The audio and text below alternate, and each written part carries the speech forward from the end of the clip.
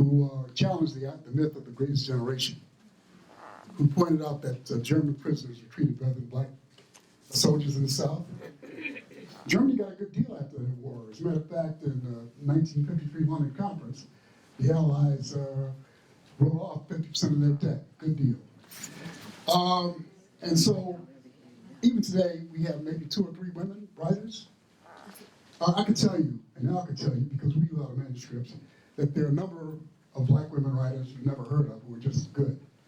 So in order to break out this pattern, 24 years ago, I started studying different languages, African, Asian. And out of that, I got a couple of trips to Japan. I wrote a novel called Japanese by Spring, and which has become a national project in China. I just got back from China, where they did a play of mine that was censored here. How do you like that for a turnaround?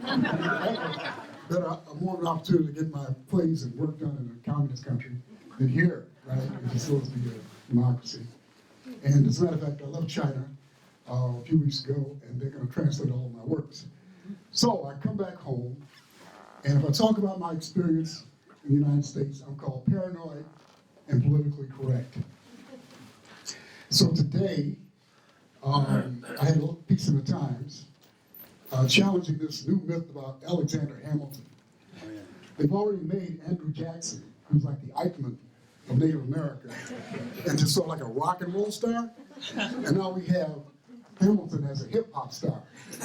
And we have blacks who collaborate with anything because they want to make some money too, especially this millennial generation. They're out for cash. So I pointed out that, and I read Ron Chernow's book on Hamilton, and he conveniently left out the fact that Hamilton was a slave trader. So I happened to mention that, and what did I get from the blogs and the commentaries? Politically correct and paranoia. Now, coming to Berkeley, when people who are even some of the most enlightened and intellectually gifted talk about their experience with racism in Berkeley, they get called the same thing. So Judy Juanita, who's a novelist, talked about her experience at the Berkeley rep, where she felt that she was treated disrespectfully because of her race. The commentary that Ishmael expressed said it was hogwash. You're not experiencing what you're experiencing, and it was all made up. Well, I had the same experience at the Berkeley rep in the 1990s, where I went to see a play by, which starred one of my friends, Bonnie Burroughs. She invited me there. And some black kid followed me around, asked me hostile questions, and just shadowed me throughout the time I was in the lobby, even to the time when I went upstairs to talk to Bonnie. This is an experience I had. I didn't make it up or anything. So what they found now, the ingenious way that racism operates. I'm reading about the British occupation of India right now. And the way that the colonialists schemed behind the scenes to partition people, divide class against class, or race against race, or religion against religion. So now what they have is someone who resembles you designated as a person who does the racial profiling. I have how many minutes? You want me to get up? I have 5 minutes? I know, they told me that at the beginning that I had 5 minutes. But anyway,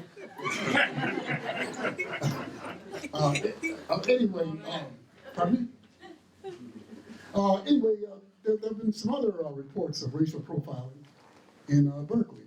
There was a comedian, Graham Bell, I think his name was, where he was talking to his wife. And Elmwood is particularly a College Avenue region is a place where blacks are really quarantined up there. I said it's like being on a freedom ride going from my home over to College Avenue. But anyway, Graham Bell said he was told to scram or get out of the way, or they thought he was a homeless person or a schizophrenic person or whatever. And he complained about that. And the Berkeley Planet, people wrote in and said, well, you're making things up, you're being politically correct, and this didn't happen to you. Well, not the Berkeley Planet? Well, one of the news. Yeah, it's Berkeley Planet. Side. No, they don't have. They got blog. No, it's Berkeley side.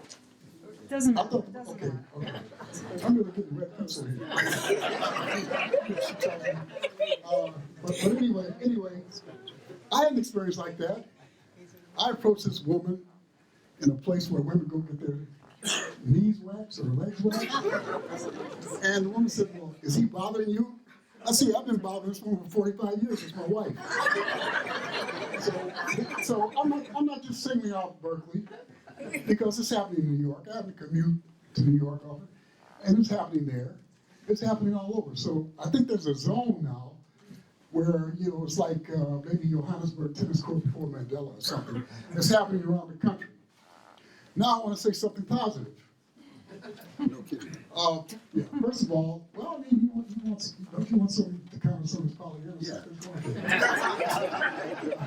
I want to say something positive about Berkeley. First of all, I attended a conference a couple of months ago in Switzerland, in France, as a matter of fact, the conference in France, where Berkeley was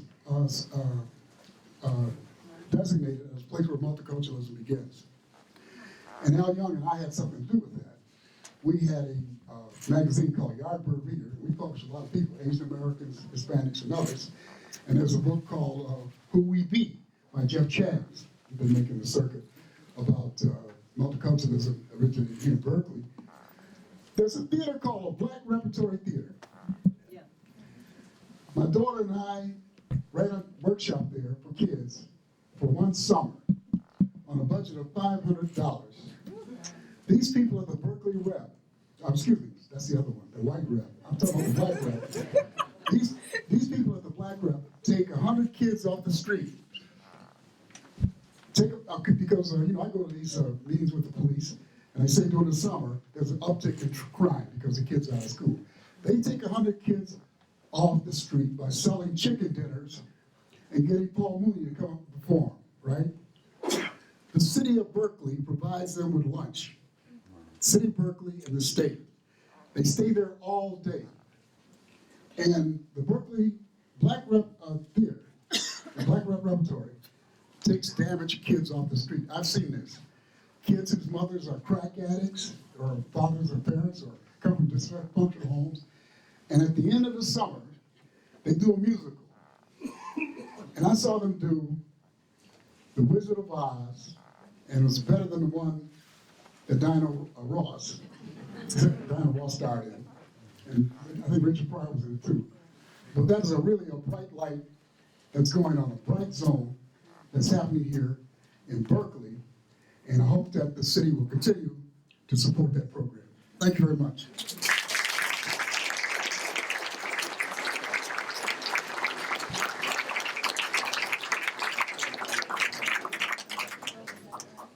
So there's one more.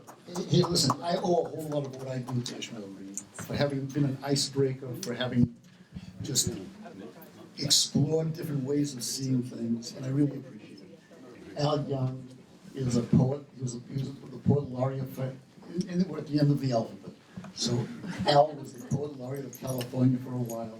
He has a wonderful novel, Sitting Pretty, and he comes from Detroit, and he's going to come and bail me out.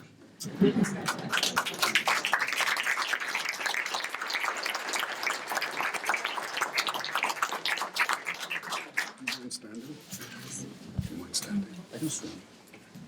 Oh, good evening. I'll be brief because I know what you must be feeling by now. Articulate people can be problematic. Some zigzag contrast. I came to Berkeley in the summer of 1960. I was a student at the University of Michigan. I was really getting tired of Ann Arbor. I played the guitar. I made an incredible living in Ann Arbor, working in coffee houses and doing fraternity and sorority gigs. I've never been richer than during that period. So I came out to Berkeley with came to California with about $75, thinking I was going to stay with a jazz saxophonist named Bob Detweiler, who was living on Gulf Street in San Francisco. And I did spend the afternoon with him. But he told me as the sun began to set, he says, "You can't stay here." I said, "Why not?" He says, "I have a girlfriend." He had a gig over at the Cellar, the celebrated Cellar, where Kenneth Rexroth and all those poets used to read to jazz. He says, "And she's staying here tonight." And I said, "What do I do?" He says, "I don't know." I said, "How much money do you have?" I said, "Well, got about $4.75 left." He says, "You better catch the F bus and go over to Berkeley." So I took my guitar, which was my constant companion, and I came over to Berkeley. I found Telegraph Avenue. I found Robbie's, which was one of the places there. You could get a turkey drumstick for 35 cents. And a lot of people were living on those turkey drumsticks out of Robbie's. And I started playing just brazenly. And people got quiet, and one guy came over, he said, "You got some time?" I said, "Yeah." He says, "I want to take you over to KPFA because the midnight special is on tonight, and I want to get you on that show." So he put me in his car, and he rushed me over there. And they wouldn't let me in because they'd already booked the whole thing. They said, you can do it in the future. So I said, "What am I going to do now? I don't have any place to stay or anything." He said, "I'll tell you what, I'm a school teacher, and if you'll take care of my daughter tomorrow morning and the afternoon until I come back, I'll take you all around Berkeley and we'll solve all your problems." That's exactly what happened. I babysat for his daughter. Can you imagine this guy? Strange black man, this white guy asked me to babysit his daughter. This is a different Berkeley. Within 48 hours, I had a gig at a place over on Berkeley Way, which was called the Continental at first, and it was called a restaurant, very eccentric place. And within 3 days, all kinds of things had happened. I had met the woman who would become my wife. She was the ticket taker at the Sam McGill studio, working for Pauline Kael and Ed Ladberg at that time. Her name was Arlene. And I had met John Leonard. John Leonard was the program director for KPFA at one time before he went to the New York Times, the late John Leonard. I used to do backyard basketball with him. I had met Stacy Keach. I had met Albert Johnson, African-American guy who started the San Francisco Film Festival, but he was running at that time a magazine called Imagery, a film magazine that was in competition with Film Quarterly, which Chick Collenbeck, what's Chick's real name? Ernest Collenbeck, was running. I was involved in film, I was involved in music, I was involved in radio. I got a gig at KJazz, which was at that time at Russell and Telegraph, the Values Incorporated building. When the police would come to tell me that the studio monitor was too loud, they'd always say something like, "Could you play My Favorite Things by John Coltrane?" Or picture me walking down Shattuck Avenue. I walked everywhere then because I had no car, didn't know how to drive. And I had my guitar case, a cop pulls up alongside me. And this was the days when Berkeley cops had to have college degrees. They later eliminated that and they started recruiting people from the South and people who didn't have college degrees. This guy pulls up alongside me. He says, "Do you need a ride?" I said, "Sure, I can." He says, "Get in." So I sat in the front with him. He says, "You play that thing?" I said, "Yeah." He says, "What kind of stuff you play?" I said, "Oh, blues, little jazz, folk music." He says, "Yeah, I just know C, G, and F." And he took me where I needed to go. That was the Berkeley that I encountered at that time. Everyone was up to something. People talked ideas. People who were up to no good and did not read knew which books to carry around. To pop on the table in coffee houses. I'm saying this to indicate that Berkeley was a place at that time that was a cauldron of creativity, and one of the reasons for that is that it was affordable. The artists always find the places that are affordable. And then the lawyers and the architects move in, and now it's the techies. They move into San Francisco, for example, from Silicon Valley because they love the food, they like the art, they like the music. Where do they think the people who produce this thing, they like the good food, where are they going to live? I'm saying that we have reached a point in our economic system where we're squeezing the soul, which artists provide, out of our society. Someone who grew up in libraries and bookstores, the first thing I did when I came to Berkeley was to go to the Bancroft Library, because I had no place to go during the day. And you're absolutely right, you could just walk in and show any kind of ID, and I would read all day and think about, what I was going to do that night. There were so many bookstores, funky bookstores, intellectual bookstores, crazy bookstores, political bookstores, and you could get an education just hanging around in bookstores, and people would do that. It was a period when I was reading, it was McCarthy era, 1960. I was reading a lot about Nazi Germany, and I found a condensed volume of Joseph Goebbels' diaries, what remained of him. He burned most of it. And while I was standing there looking at it, there was a guy standing next to me. He said, "You're interested in that?" I said, "Yeah." He said, have you read Alexanderplatz Berlin by Alfred Dublin? I said, no, I never heard of it. He says, that's the book to read. This is the way Berkeley was. And people talked to each other. They were not buried in their devices, and they weren't afraid of one another. A bookstore is a communal space. You think it's just about books, but in the same way that we used to go into Tower Records looking for one thing, and somebody standing alongside us would say, have you heard this? Have you tried that? It's a place for exchange and communality. I welcome Books Inc. To the neighborhood that I happen to live in.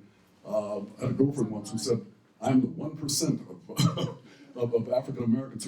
We were looking on the web, and it said only 1% of African Americans live in North Berkeley. And she said, you're that 1%. But the place will be better now that this space, which has been empty for all too long, is now occupied by Books Incorporated. Mutually rewarding history.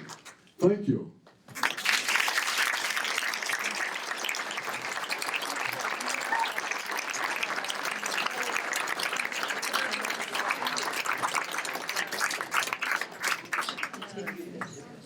So if anybody wants to continue this in some other form, my email is malcolm@heydaybooks.com. And I'm not sure what form it could take, but I would love to see this deepen and continue. I don't think we should ask, I don't think we'll take any questions. There are too many people and it's too late. So why don't we just thank everybody and thank you.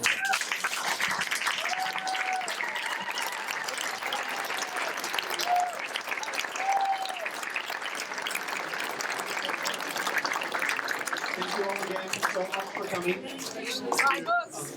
Yes, the bookstore is open. Books are for sale. We have a selection of books from Heyday Books up near the front.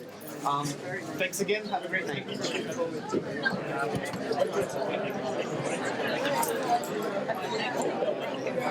have a card?